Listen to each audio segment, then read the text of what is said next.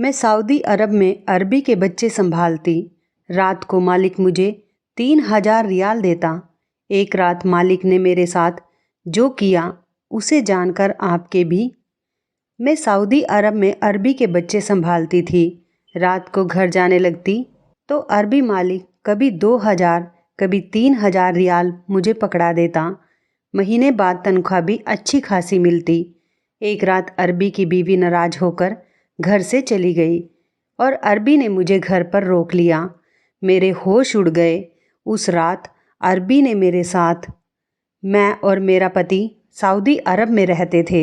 हम दोनों ही बीए पास थे, इसलिए मेरे पति को एक फैक्ट्री में वर्कर की नौकरी मिल गई, लेकिन उसकी तनख्वाह इतनी ना थी कि घर का गुजर बसर अच्छे से होता।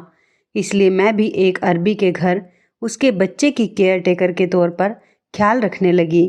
वो अरबी जो बहुत अच्छा इंसान था, उसने मेरी तनख्वाह भी अच्छी रखी थी। जब मैंने अपने पति को इस नौकरी के बारे में बताया तो वो बहुत खुश हुआ। कहने लगा, अगर हम दोनों मिलकर मेहनत करेंगे तो घर के खर्चे के अलावा कुछ पैसे भी जमा हो जाएंगे। मैं भी दिन भर खाली होती थी, इसलिए घर के सारे काम सुबह ही निपटा कर मैं उस अरबी के घर चली जाती थी।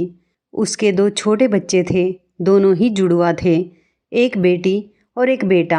दोनों 1 साल के थे। उसकी बीवी बच्चों पर ज़्यादा ध्यान नहीं देती थी, इसलिए उन दोनों बच्चों की पूरी जिम्मेदारी मुझ पर थी। मैं सुबह के 8 बजे से लेकर शाम के 8 बजे तक उसके घर पर रहती थी। मुझे हैरत होती थी कि एक माँ होते हुए भी वह अपने बच्चों को देखती तक नहीं थी। बच्चों को खिलाना पिलाना, उनका ख्याल रखना, ये सब मेरी जिम्मेदारी थी। वैसे भी मालकिन सख्त मिजाज की थी और मुझसे भी गुस्सा रहती थी, ज़्यादा बात नहीं करती थी। मुझे अभी उनके घर कुछ ही दिन हुए थे काम करते हुए। मैं उस औरत के मिजाज को अच्छी तरह से समझ गई थी। वो हर वक्त नौकरों पर चीखती चिल्लाती हुई नज़र आती थी और किसी से ज़रा भी काम खराब हो जाता तो उस पर चिल्लाने लगती। अगर मालिक घर आते तो उनसे भी ज़रा सी बात पर शोर मचाने लगती। मैंने ये बात महसूस की थी कि मालिक अपने बच्चों से बहुत मोहब्बत करते थे, लेकिन उनको बीवी शायद अच्छी नहीं मिली थी। मालिक जब भी अपने काम से घर वापस आते तो सबसे पहले बच्चों के कमरे में आते।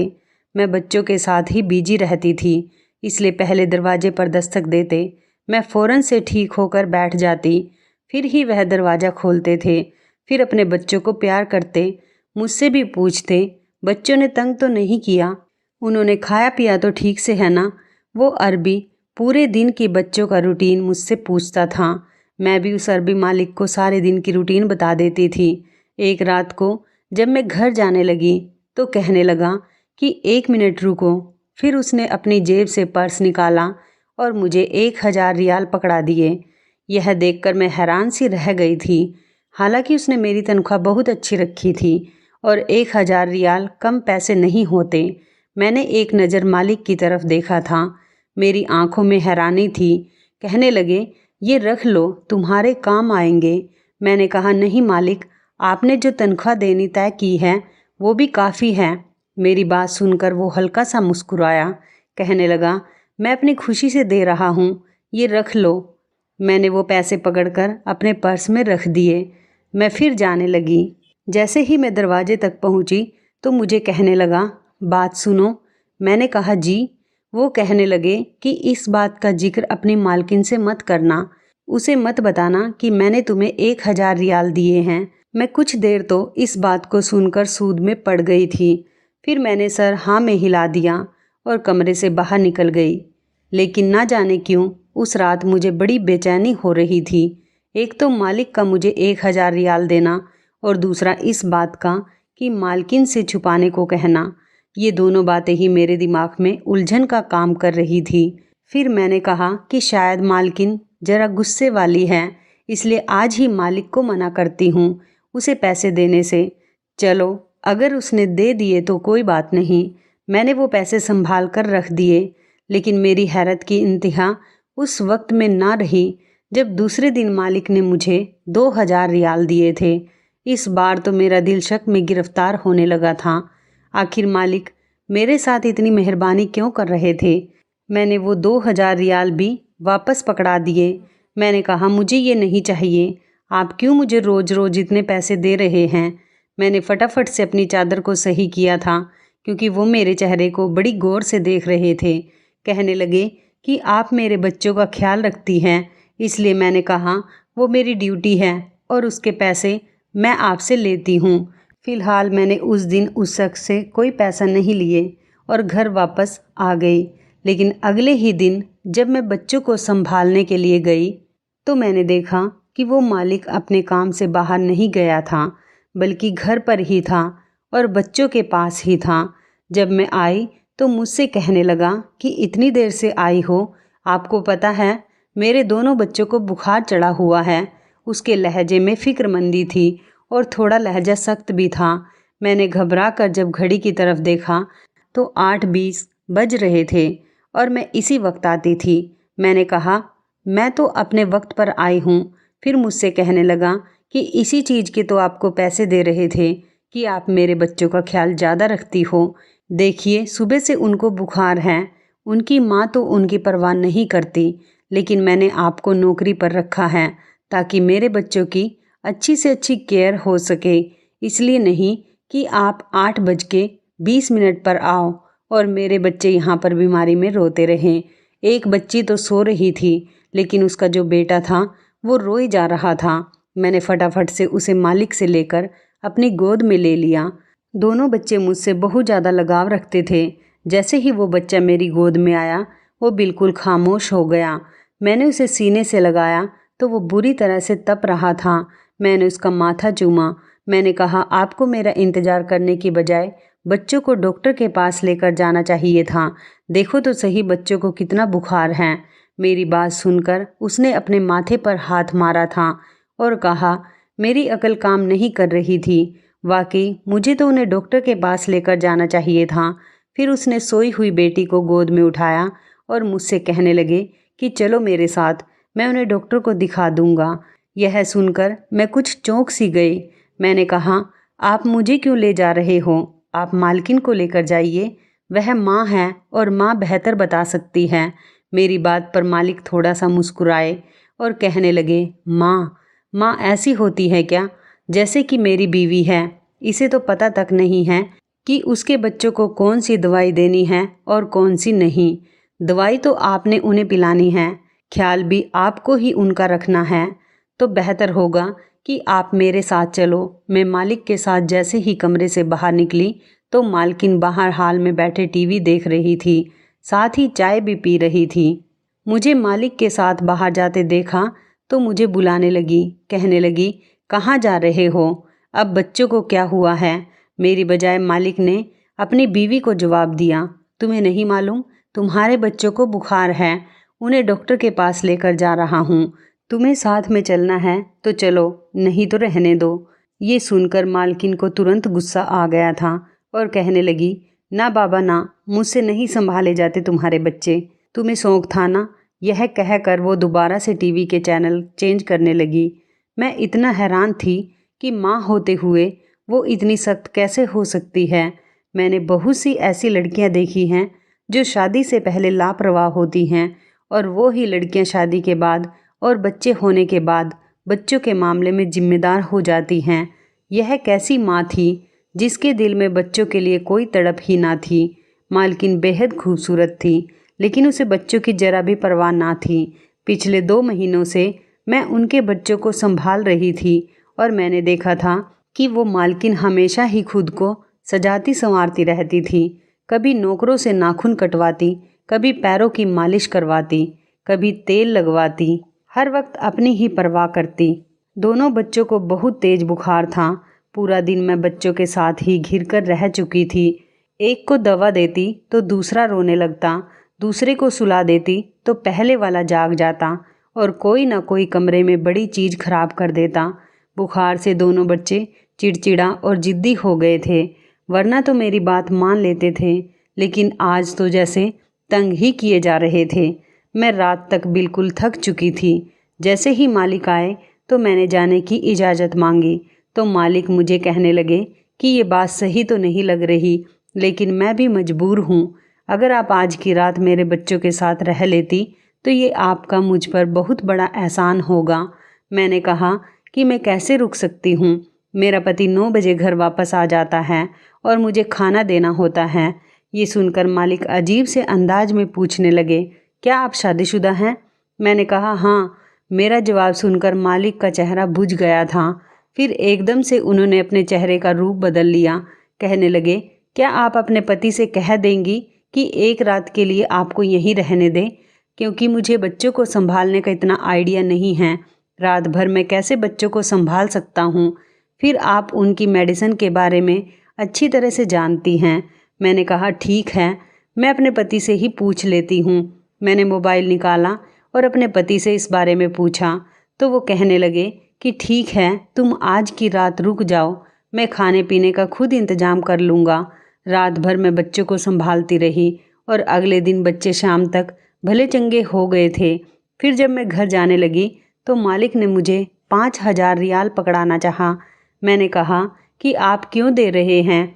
वो कहने लगे, आपने मेरे बच्चों को बड़ी मुश्किल वक्त में संभाला है और इस पर आपका हक बनता है, इसलिए इससे इनकार मत कीजिए प्लीज़। मैंने कहा कि आप मेरी ममता को पैसे से क्यों तोल रहे हैं? मैं मानती हूँ ये मेरी सगी औलाद नहीं है, लेकिन मैं हमेशा उन्हें अपने बच्चों की तरह ही समझती हूँ, इसलिए आप अपने पैसे अपने पास रखें, मुझे उनकी ज़रूरत नहीं है। यह कहकर मैंने अपना पर्स पकड़ा और वहाँ से चली गई। मेरी शादी को भी 4 साल गुजर गए थे, लेकिन मेरी कोई औलाद नहीं हुई थी। शादी के फ़ौरन बाद मैं उम्मीद से हुई थी, लेकिन मेरे पति मेरे आगे हाथ जोड़ने लगा। कहने लगा, तुम्हें पता है कि मेरी तनख्वाह इतनी नहीं है और इतनी तनख्वाह में एक बच्चा अफोर्ड नहीं कर सकता। ऊपर वाले के लिए अभी तुम अबॉर्शन करवा लो, जैसे ही हालात ठीक होंगे फिर हम ऊपर वाले से बच्चा ले लेंगे। बच्चों का क्या है, बच्चे तो हो ही जाते हैं। उस वक्त मैं बहुत रोई थी। मैंने कहा था, बच्चा अपना नसीब लेकर आता है, तुम क्यों ऐसा सोचते हो? लेकिन वो मेरे आगे मिन्नत करता रहा। मुझे समझाने लगा, कहने लगा, मैं बहुत तंग हूँ, परेशान हूँ और भी तंग हो जाऊँगा, तुम मुझे समझो। उस वक्त मेरे पति सऊदी अरब के लिए वीज़ा लगवाने की कोशिश में लगे हुए थे, इसलिए मैंने उनकी बात मान ली थी। उसके बाद हम सऊदी अरब आ गए थे। 3 साल से मेरा पति काम कर रहा था, लेकिन हालात जैसे थे वहीं पर अटके हुए थे और हर वक्त जब मैं यही कहती कि अब हमें औलाद के बारे में सोचना चाहिए तो वह इनकार कर देता, कहता कि बस 1 साल और रुक जाओ, जैसे ही हालात ठीक होंगे तो फिर कर लेंगे। हम कौन सा बूढ़े हो गए हैं कि औलाद नहीं हो सकती। वो हमेशा ही टाल जाता, लेकिन मेरे दिल में था कि ऊपर वाला मुझे औलाद दे दे। इसलिए जब उन दोनों बच्चों को संभालने की जिम्मेदारी मुझे मिली तो मैंने ये सब नहीं समझा कि मैं नौकरी कर रही हूँ या वो बच्चे मेरे लिए एक बोझ हैं। मैंने अपनी सारी ममता उन पर न्यौछावर कर दी थी और दिल से उनको संभालती थी। अगले दिन जब मैं काम पर आई तो मैंने देखा मालकिन और मालिक में झगड़ा हो रहा था। न जाने किस बात पर उन दोनों की इतनी बहस हो रही थी कि मुझे भी डर महसूस होने लगा कि कहीं वो आपस में तलाक ना ले ले। मालिक तो यही कह रहे थे कि तुम हर वक्त शॉपिंग करती रहती हो या फिर अपने आप को सजाती संवारती रहती हो। एक रात ही को तुम्हें बच्चों को संभालना पड़ता है और वो भी तुम दूसरे कमरे में जाकर सो जाती हो। तुम्हें दूसरे कमरे में जाने से क्या मिलता है?